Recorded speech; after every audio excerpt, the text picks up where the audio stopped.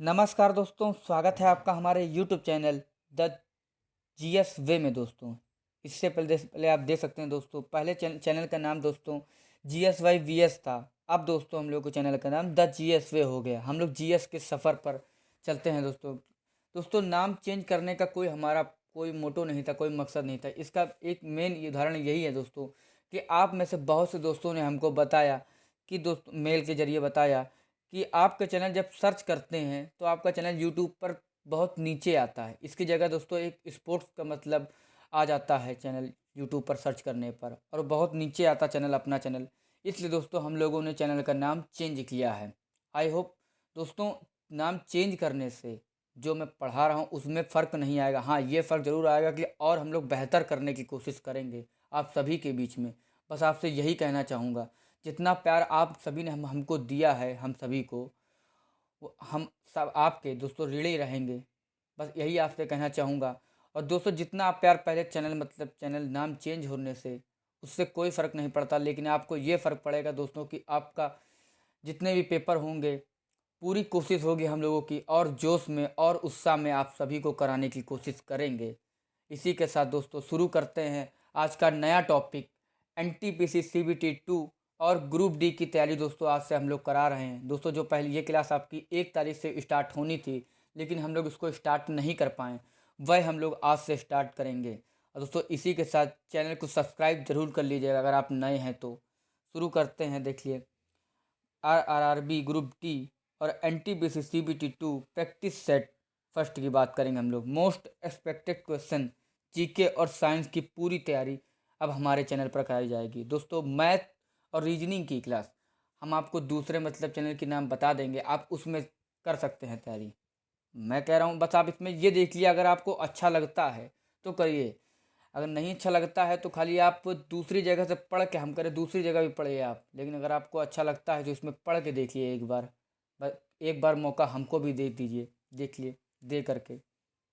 चलिए शुरू करते हैं आज का पहला प्रश्न।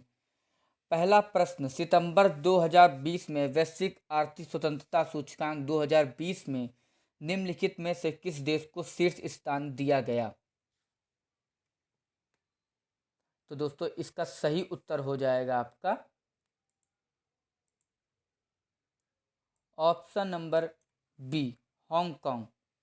ऑप्शन बी हो जाएगा दोस्तों। सितंबर 2020 में वैश्विक आर्थिक स्वतंत्रता सूचकांक 2020 में हांगकांग देश को शीर्ष स्थान दिया गया है। यह है दोस्तों 2020 का है।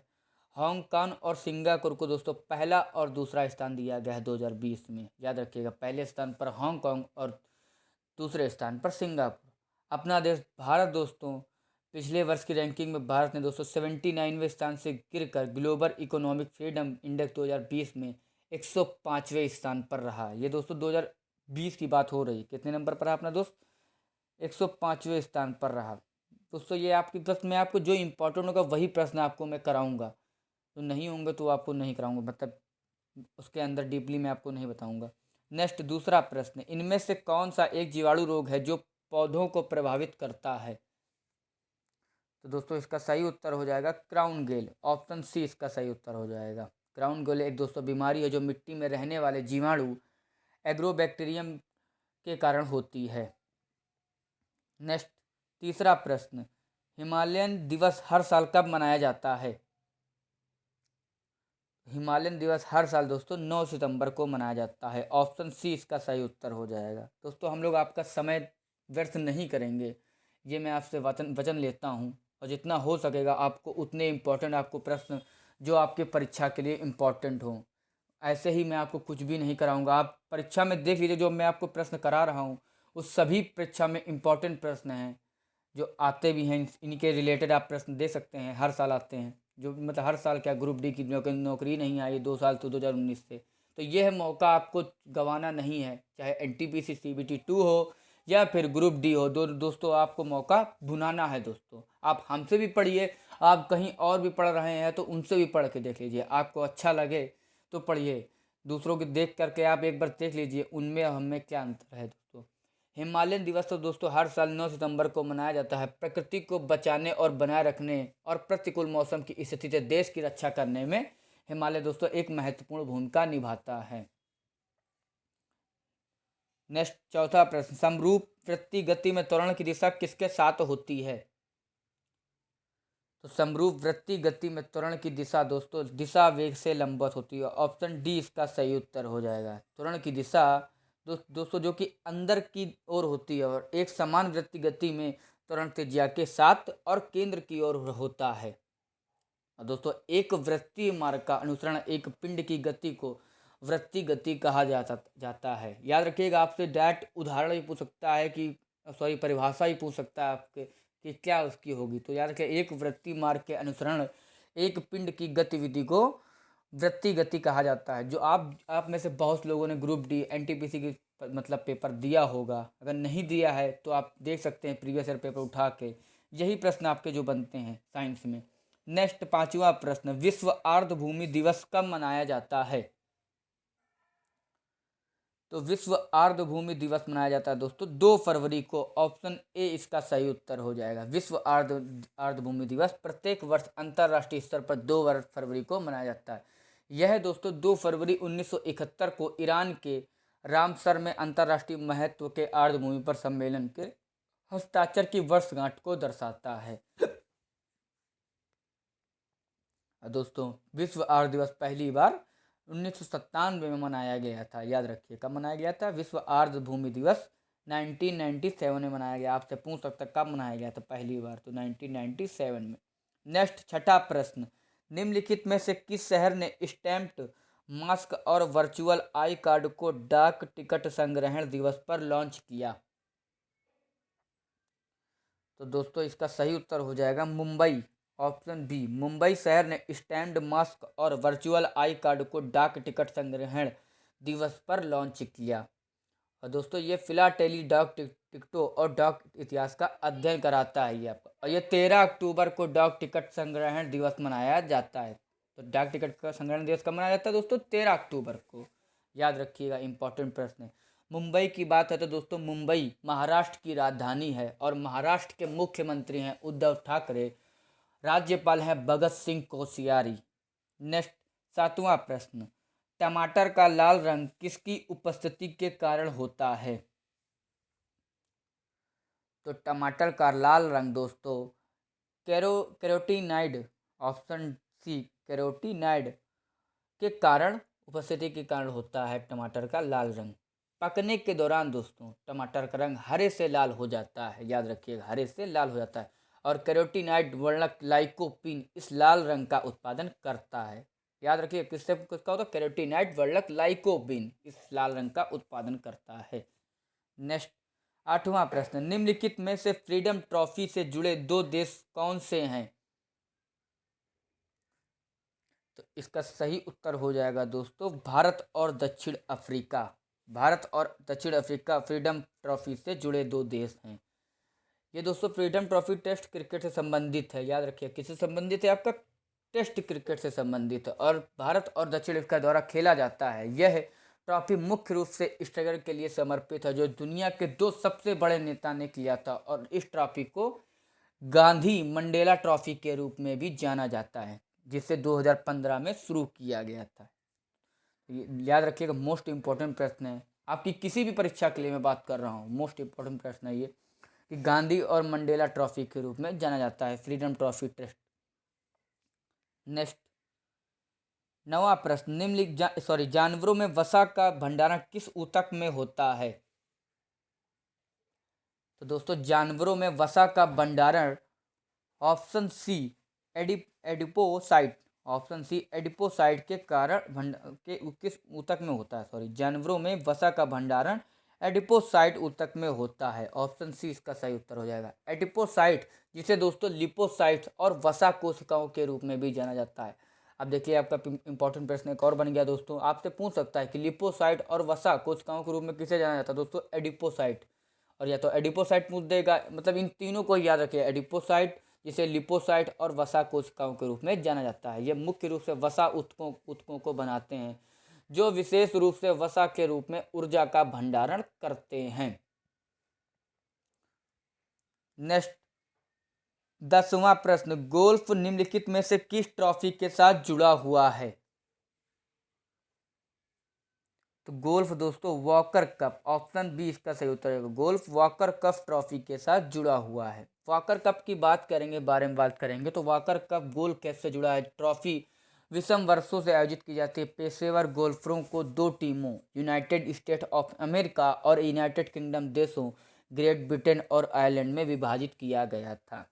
अब आपका वॉकर कप आधिकारिक रूप से कब स्थापित किया गया? तो 1922 में स्थापित किया गया था। कब स्थापित किया गया? 1922 में, 1922 में लेकिन 1921 में रॉयल लिवरपूल गोल्फ क्लब 1922 से 1924 तक आधिकारिक वार्षिक प्रतियोगिता के बाद आयोजित की गई। मोस्ट मतलब इंपॉर्टेंट प्रश्न आपका यही रखे, इन 1922 से याद रखिएगा खाली। नेक्स्ट 11वां प्रश्न, निम्नलिखित में से कौन सा जंतु ऊतक का प्रकार नहीं है? तो जंतु ऊतक का प्रकार नहीं है दोस्तों अवकाशी, ऑप्शन डी अवकाशी जंतु जो कि ऊतक का प्रकार नहीं है। जंतुओं में दोस्तों 4 प्रकार के ऊतक होते हैं। कौन कौन से? देखिए इंपॉर्टेंट प्रश्न, सभी इंपॉर्टेंट में जो मैं आपको बता रहा हूँ। जंतुओं में 4 प्रकार के ऊतक होते हैं। कौन कौन से? संयोजी, मांसपेशी, तंत्रिका और उपकला। आपको चारों ही याद रखना है दोस्तों। आपसे पूछ सकता है, 3 आपको दे देगा, चौथा पूछ लेगा कि है कि नहीं, उसमें आप कंफ्यूजन हो जाएगी। तो याद रखें, संयोजी, मांसपेशी, तंत्रिका और उपकला, यह 4 ऊतक होते हैं जंतुओं में। अवकाशी संयोजी दोस्तों ऊतक डर्मिस परत के नीचे पाया जाता है और पूर्ण शरीर के उपकला ऊतक के नीचे भी होता है, जिसमें बाहरी छिद्र होता है। नेक्स्ट नेक्स्ट 12वां प्रश्न, इंग्लिश चैनल तैर कर पार करने वाला पहला भारतीय कौन था? तो इसका सही उत्तर हो जाएगा दोस्तों, इंग्लिश चैनल तैर कर पार करने वाला पहला भारतीय मिहिर सेन थे। ऑप्शन सी इसका सही उत्तर हो जाएगा।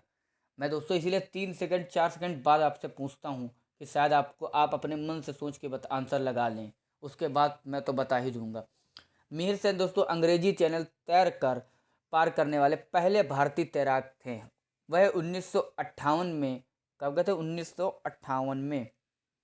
वह 1958 में 5 महाद्वीपों के महासागरों को तैरने वाले एकमात्र व्यक्ति हैं। याद रखिएगा, 1958 में 5 महाद्वीपों के महासागरों को तैर करने वाले एकमात्र व्यक्ति हैं। आपको दोस्तों गर्व होना चाहिए। उन्हें दोस्तों पद्मश्री और पद्म भूषण से सम्मानित किया गया था। विजय मर्चेंट एक भारतीय जो इसमें आपके मर्चेंट लिखा है दोस्तों, ये विजय मर्चेंट एक भारतीय क्रिकेटर जिन्हें भारत का सर्वश्रेष्ठ बल्लेबाज भी माना जाता है। उन्हें बॉम्बे स्कूल ऑफ बैट्समैनशिप के संस्थापक के रूप में भी जाना जाता है। अब पीके बनर्जी की बात करें तो पीके बनर्जी दोस्तों यह एक भारतीय फुटबॉलर और फुटबॉल कोच हैं। नेक्स्ट 13वां प्रश्न, निम्नलिखित में से कौन सा युग्म सही ढंग से मेल नहीं खाता है? तो इसका सही उत्तर मेल नहीं खाता है, ये हो जाएगा आपका ऑप्शन बी विखंडन और इचिनोडर्म्स। ये दोस्तों मेल नहीं खाता है, याद रखिएगा। नेक्स्ट 14वां प्रश्न, विश्व रैपिड शतरंज चैंपियनशिप जीतने वाली पहली भारतीय महिला कौन है? तो विश्व रैपिड शतरंज चैंपियनशिप जीतने वाली पहली भारतीय महिला कोनेरू हम्पी है। ऑप्शन सी इसका सही उत्तर हो जाएगा, कोनेरू हम्पी। कोनेरू हम्पी वह भारत की सबसे कम उम्र की महिला शतरंज ग्रैंड मास्टर खिलाड़ी हैं तथा 2003 में इन्हें अर्जुन पुरस्कार से सम्मानित किया, जबकि 2007 में इन्हें पद्मश्री से सम्मानित किया गया था। 2015 में इन्होंने महिला विश्व टीम शतरंज चैंपियनशिप में कांस्य पदक जीता था। नेक्स्ट 15वां प्रश्न, आकाश नीला क्यों दिखाई देता है? तो आकाश नीला प्रकीर्णन के कारण दिखाया था। ऑप्शन बी इसका सही उत्तर हो जाएगा। प्रकाश का प्रकीर्णन वह घटना है जिसमें प्रकाश की किरणें धूल या गैस के अणुओं, जल के वाष्प आदि जैसी किसी बाधा से टकराकर अपने सीधे मार्ग से विचलित हो जाती हैं। और प्रकाश का प्रकीर्णन टिंडल प्रभाव जैसे कई प्रभावशाली परिघटनाओं को उत्पन्न करता है। आपका एक इंपॉर्टेंट प्रश्न और है दोस्तों इसी में कि टिंडल प्रभाव से पूछ सकता है किसमें होता है? दोस्तों प्रकाश के प्रकीर्णन के कारण होता है। और प्रकाश के प्रकीर्णन के कुछ उदाहरण याद रखिए, कौन कौन से उदाहरण हैं, इंपॉर्टेंट है दोस्तों। आपसे डायरेक्ट उदाहरण पूछ लेता कौन सा है कि सूर्योदय और सूर्यास्त के समय सूर्य का लाल रंग, ये दोस्तों प्रकाश के प्रकीर्णन के कारण होता है। और नेक्स्ट, लाल रंग का उपयोग खतरे के संकेत के रूप में किया जाता है, ये भी दोस्तों प्रकीर्णन के कारण होता है। नेक्स्ट 16वां प्रश्न, मुस्कान किरार किस खेल से संबंधित हैं? तो मुस्कान किरार दोस्तों तीरंदाजी खेल से संबंधित है। याद रखिएगा दोस्तों, आपको ग्रुप डी और एनटीपीसी में ऐसे ऐसे प्रश्न पूछेंगे, मतलब जैसे तीरंदाजी, नौकायन या फिर कायाकिंग, जो भी एथलेटिक, ऐसे ऐसे प्रश्न पूछेंगे जो आपको कहीं आपने नाम ही नहीं सुने होंगे। याद रखिएगा, क्योंकि वो आपको हर चीज़ मतलब बिल्कुल सरल नहीं पूछेंगे कि आपको जैसे क्रिकेट के इम्पोर्टेंट प्रश्न पूछ लें, ऐसा नहीं हो सकता। या फिर बैडमिंटन से पूछ लें, वो ऐसे ऐसे प्रश्न पूछेंगे आपको फंसाने के लिए एग्जामिनर, कि आप खुद भी नहीं समझ पाएंगे कहाँ से पूछा गया है। तो मुस्कान किरार भारत के एक तीरंदाजी खिलाड़ी हैं, वह मध्य प्रदेश के जबलपुर की रहने वाली हैं तथा 2018 में तीरंदाजी एशिया कप में महिला कंपाउंड स्पर्धा में स्वर्ण पदक जीता है। नेक्स्ट 17वां प्रश्न, शांति स्वरूप भटनागर पुरस्कार किस क्षेत्र में उत्कृष्ट भारतीय कार्य की मान्यता के रूप में दिया जाता है? तो यह दिया जाता है दोस्तों विज्ञान और तकनीकी में। ऑप्शन सी इसका सही उत्तर हो जाएगा। शांति स्वरूप भटनागर पुरस्कार विज्ञान और तकनीकी क्षेत्र में दिया जाता है।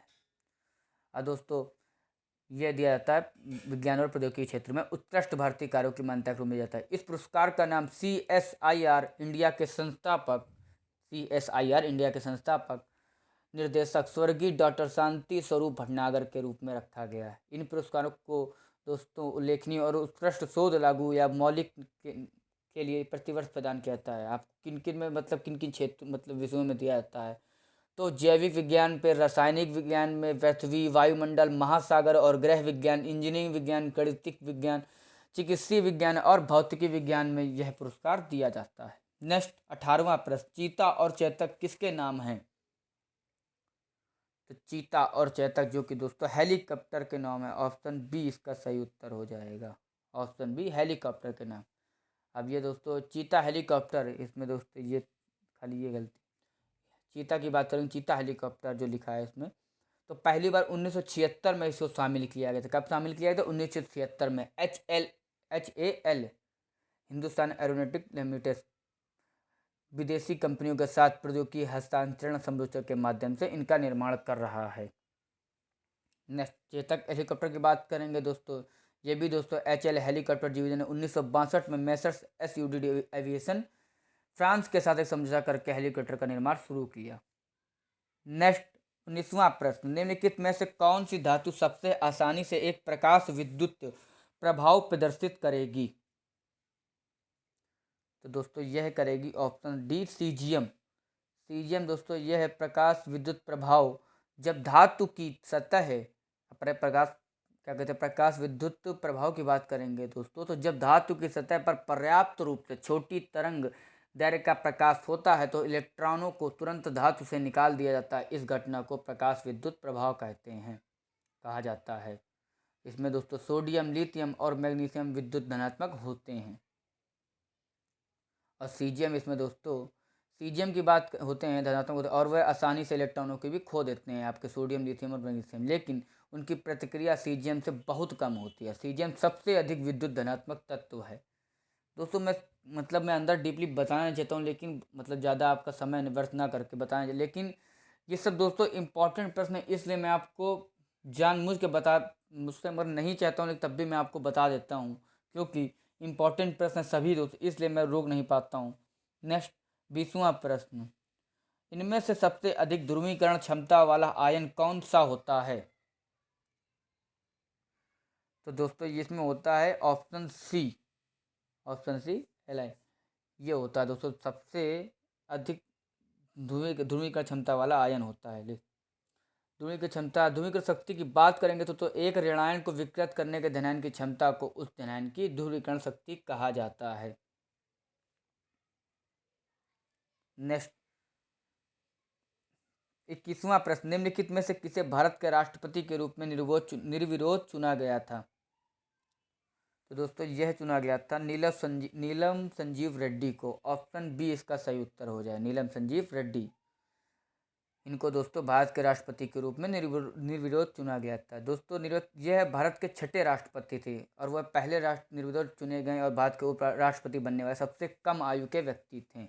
इनका कार्यकाल दोस्तों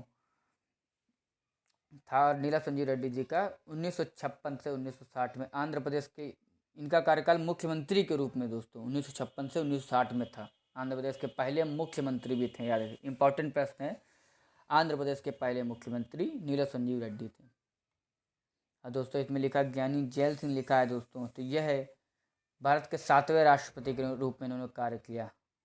तथा एस राधाकृष्ण की बात करेंगे, डॉक्टर एस राधाकृष्ण, इन्होंने भारत के पहले उपराष्ट्रपति और भारत के दूसरे राष्ट्रपति के रूप में कार्य किया।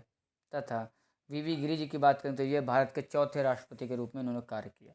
नेक्स्ट 22वां प्रश्न, आर्क वेल्डिंग में निम्नलिखित में से किस गैस का उपयोग किया जाता है? तो आर्क वेल्डिंग में दोस्तों हीलियम, ऑप्शन सी इसका सही उत्तर हो जाएगा। आपसे इम्पोर्टेंट प्रश्न है दोस्तों, ये आपका परीक्षा में आ सकता है। आर्क वेल्डिंग एक चाप बनाने के लिए बिजली का उपयोग करता है, जो बहुत अधिक तापमान बनाता है। यह उच्च तापमान धातु को पिघला देता है, जिससे जोड़ा जाना है। याद रखिएगा, इंपॉर्टेंट प्रश्न है हीलियम गैस। नेक्स्ट 23वां प्रश्न, जून 2020 में भारत ने निम्नलिखित में से किस देश के साथ हिंदू महासागर में एक नौसैनिक अभ्यास किया है? तो इसका सही उत्तर हो जाएगा जापान। जून 2020 में भारत ने दोस्तों जापान देश के साथ हिंद महासागर में एक नौसैनिक अभ्यास किया है।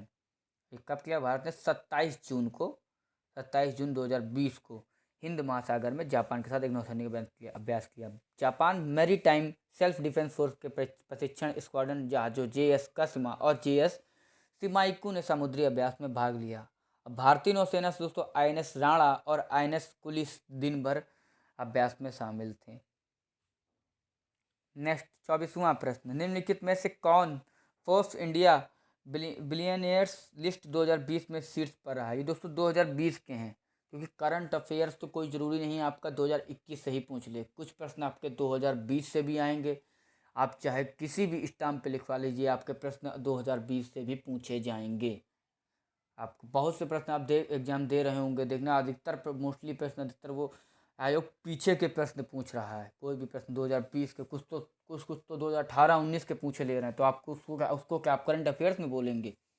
तो ये हो जाएंगे दोस्तों Mukesh Ambani force India billionaires list 2020 में शीर्ष पर रहे।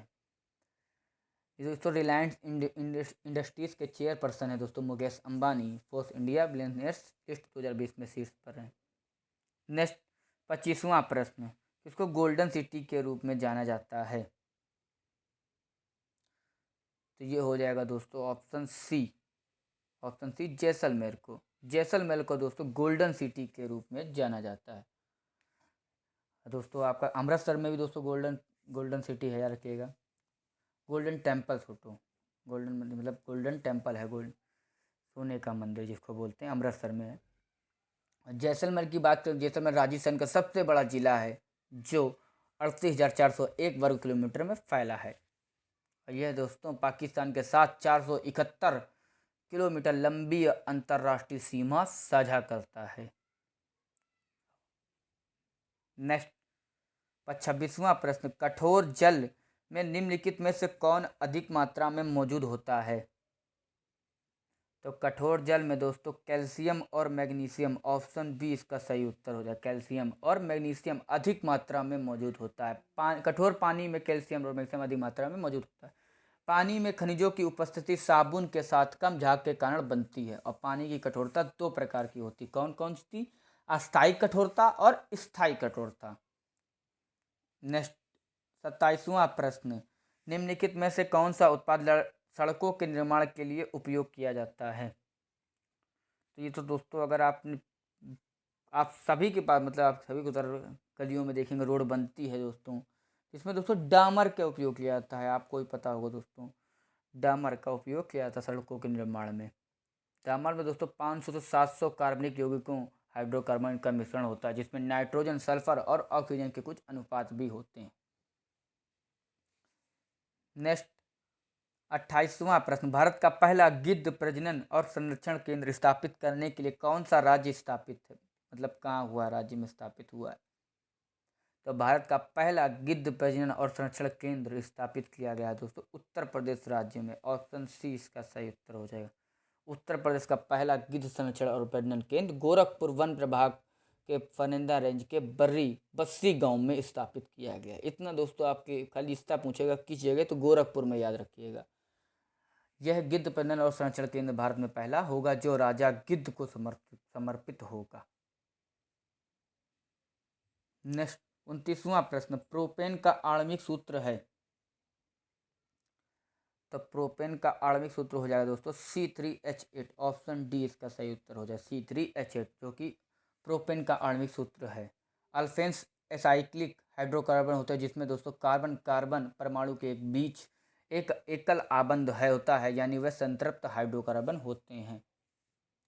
और दोस्तों इसमें दोस्तों आपका CH4 लिखा है, तो ये दोस्तों मीथेन है जो अल्केल परिवार का एक पहला सदस्य है। C4H10 की बात करेंगे तो ये दोस्तों ब्यूटेन है जो एल्केन्स की पंक्ति में चौथा है। तथा C2H6 की बात करेंगे हम लोग तो ये दोस्तों इथेन है जो एल्केन परिवार का दूसरा सदस्य है। आपसे डायरेक्ट पूछ सकता है कि C4H10 का नाम बताइए, दोस्तों मीथेन है, इसलिए याद रखिएगा, सभी इंपॉर्टेंट हैं जो बता रहा हूँ मैं। नेक्स्ट 30वां प्रश्न, सितंबर 2020 में कौन सा राज्य one nation one ration card योजना को लागू करने वाला राज्यों में शामिल हो गया है? तो यह है दोस्तों तमिलनाडु। तमिलनाडु राज्य जो कि दोस्तों सितंबर 2020 में one nation one ration card योजना को लागू करने वाला राज्य शामिल हो गया। यह दोस्तों आप ये भी जानते हो कि इसमें होता है मतलब एक राशन, मतलब एक देश एक राशन, मतलब आप कहीं पे भी राशन ले सकते हैं अपना एक बार। ऐसा नहीं कि मतलब एक महीने में आप यहाँ हैं तो आप दूसरे अदर स्टेट राज्य में मतलब राज्य में जा करके राशन ले लें, ऐसा नहीं, एक बार ले सकते हैं। दोस्तों तमिलनाडु वन नेशन लागू करने वाला राज्य में शामिल हो गया। मुख्यमंत्री M.K. स्टालिन ने योजना के उद्घाटन के प्रतीक रूप में चेन्नई में 3 कार्ड धारकों को राशन सामग्री वितरित। दोस्तों अब तमिलनाडु की बात हुई, तमिलनाडु की राजधानी चेन्नई है, मुख्यमंत्री है M.K. स्टालिन, राज्यपाल हैं दोस्तों R.N. रवि। तमिलनाडु दोस्तों राज्य पक्षी की बात करेंगे दोस्तों सी ओमोन एमराल्ड कबूतर, याद रखिएगा सी ओमोन एमराल्ड कबूतर। तथा राजकीय पशु है तमिलनाडु का नीलगिरी तहरी। नेक्स्ट 31वां प्रश्न, पीएच स्केल की सीमा क्या है? तो पीएच स्केल की सीमा दोस्तों 0 से 14 है। ऑप्शन ए इसका सही उत्तर हो जाए। पीएच स्केल वह पैमाना होता है जो किसी पदार्थ की अम्लता या क्षारीयता को उसके विलयन में हाइड्रोजन आयनों की सांद्रता के आधार पर व्यक्त करता है। अगर आपने दोस्तों हाई फर्स्ट ईयर इंटर में पढ़ा होगा तो उसमें दोस्तों चैप्टर में था। पीएच की खोज किसने की आपसे पूछ सकता है, तो ये खोज दोस्तों सोरेनसन ने की थी। सोरेनसन ने की थी। पीएच स्केल की सीमा 0 से 14 होती है। नेक्स्ट 32वां प्रश्न, अक्टूबर 2020 में निम्न में से किस राज्य में प्रधानमंत्री नरेंद्र मोदी ने अटल सुरंग का उद्घाटन किया है? तो यह दोस्तों किया है नरेंद्र मोदी ने हिमाचल प्रदेश में। प्रधानमंत्री नरेंद्र मोदी जी ने हिमाचल प्रदेश में अटल सुरंग का उद्घाटन किया है 3 अक्टूबर 2020 को। यह दोस्तों हिमाचल प्रदेश के रोहतांग में अटल सुरंग का उद्घाटन किया है नरेंद्र मोदी जी ने। यह समुद्र तल से 3000 मीटर की ऊंचाई पर दुनिया की सबसे लंबी सड़क सुरंग है। और ये 9 किलोमीटर 9 किलोमीटर और 200 मीटर और ऐड कर लीजिए इसमें, किलोमीटर लंबी सुरंग का निर्माण सीमा सड़क संगठन ने किया था। किसने किया था? सीमा सड़क संगठन ने किया था। और मनाली को लाहौल स्पीति घाटी से जोड़ता है। आपको पूछ सकता है किसको किससे जोड़ता है, तो मनाली को लाहौल स्पीति घाटी से जोड़ता है। नेक्स्ट 33वां प्रश्न, एक हीरे से अधिक चमक का कारण क्या है? तो एक हीरे में अधिक चमक का कारण होता है दोस्तों कुल आंतरिक परावर्तन। ऑप्शन बी इसका सही उत्तर हो जाएगा। याद रखिए परावर्तन, तो इसमें अगर दोनों चीज दिया है तो आपको देखना पड़ेगा कुल की बात हुई है, कुल आंतरिक परावर्तन TIR, कुल आंतरिक परिवर्तन दो पारदर्शी माध्यमों के अंतराफलक पर होता है जब प्रकाश की किरण एक सघन माध्यम से एक विरल माध्यम में जाती है। दोस्तों आप देख सकते हैं कि लगातार हम लोग आधा घंटा से 45 मिनट 1 घंटा लगातार आपको नॉन स्टॉप पढ़ाते हैं। कोई ये नहीं कि वीडियो पॉज करके आज का कल में डाल दें, ऐसा कुछ नहीं है, लगातार आपको पढ़ाते हैं डायरेक्ट। नेक्स्ट, आप सभी के लिए दोस्तों हम लोग बहुत मेहनत कर रहे हैं। अब लगातार आपकी क्लास आ रही है डेली। मैंने कोशिश यही की है कि मैंने वचन भी दिया है कि डेली आपको एक वीडियो प्रोवाइड कराऊंगा। बस आपसे यही निवेदन है कि चैनल को सब्सक्राइब करें। कोशिश मेरी पूरी रहेगी अपनी तरफ से। कोई अगर वैसा कोई हादसा ना हो तो उसके अगर अलावा हमेशा दोस्तों आपको वीडियो हम लोग प्रोवाइड कराएंगे। नेक्स्ट 34वां प्रश्न, आराम बाग मूल रूप से निम्नलिखित में से किस मुगल सम्राट द्वारा बनवाया गया था? तो यह दोस्तों बनवाया गया था ऑप्शन सी बाबर के द्वारा। किसके द्वारा? बाबर के द्वारा, मुगल सम्राट बाबर के द्वारा। आराम बाग भारत का सबसे पुराना मुगल गार्डन जो ताजमहल से 5 किलोमीटर उत्तर पूर्व में आगरा में स्थित है। याद रखिएगा दोस्तों।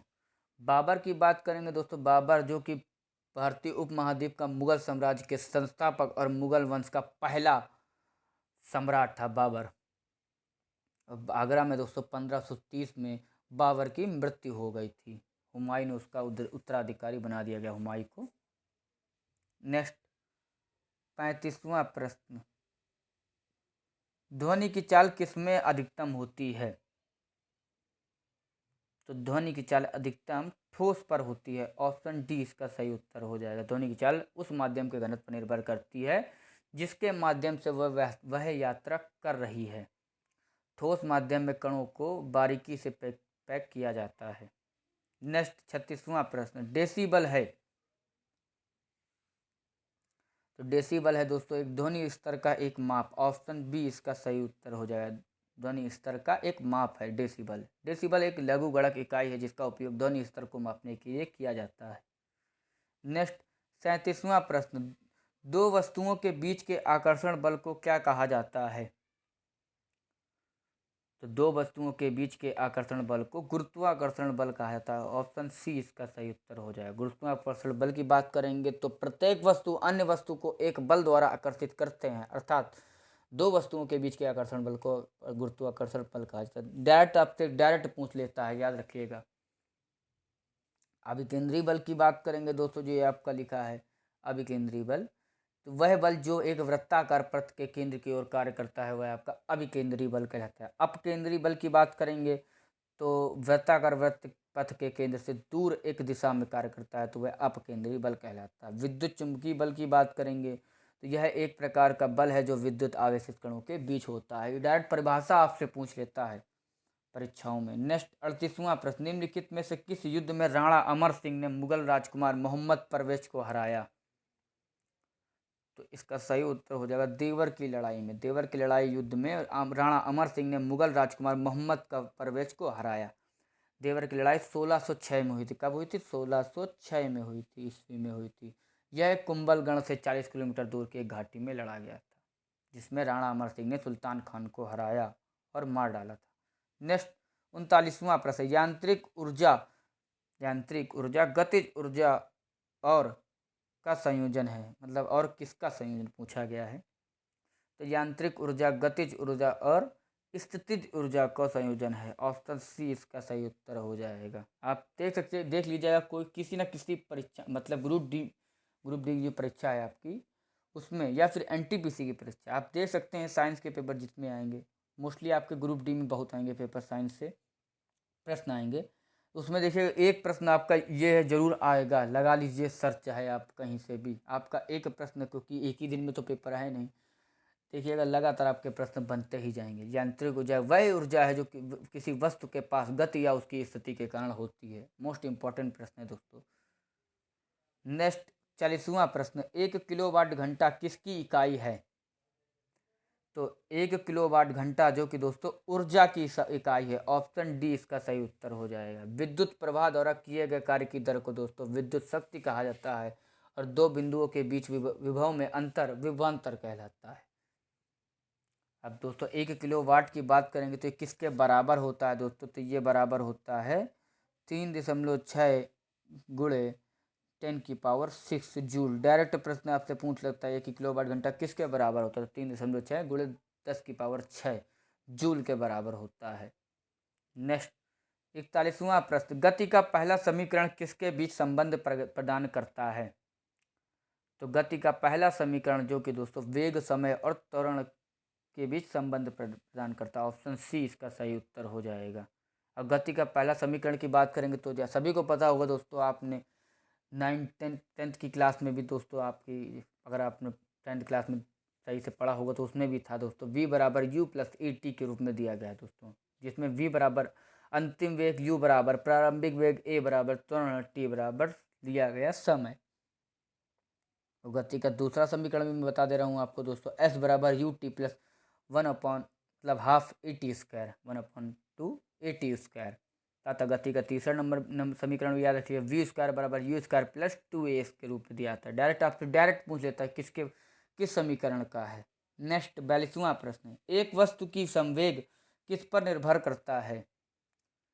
तो एक वस्तु की संवेग दोस्तों पिंड का द्रव्यमान और वेग दोनों पर निर्भर करता है। ऑप्शन सी इसका सही उत्तर जाएगा, पिंड का द्रव्यमान और वेग दोनों पर निर्भर करता है।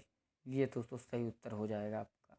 दोस्तों आई होप आपको वीडियो अच्छी लगी हो। दोस्तों याद रखिएगा चैनल का नाम हम लोगों ने चेंज कर किया है, मतलब इसीलिए किया है कि दोस्तों आपका यूट्यूब में सर्च करने पर बहुत से भाइयों ने हमें बताया कि नहीं आ रहा है। और इसके अलावा दोस्तों टेलीग्राम की लिंक भी हम लोगों ने डिस्क्रिप्शन में आपके दे दिया है। उस पर चैनल पर टेलीग्राम पर भी जुड़ करके आप हमसे अच्छे से अच्छे प्रश्न, आपके जो इम्पोर्टेंट प्रश्न हैं उसमें डायरेक्ट दोस्तों मॉक दिया है मैंने, मतलब टिक कीजिए डायरेक्ट आपको आंसर पता चल जाएगा, समय नहीं लगेगा उसमें। तो दोस्तों जितना हो सके उसमें ऐड करिए, अपने दोस्तों को शेयर करके ज्वाइन कराइए उसमें, और इसको जरूर चैनल को जरूर सब्सक्राइब कर लीजिएगा। चलिए इसी के साथ दोस्तों आप सभी को धन्यवाद।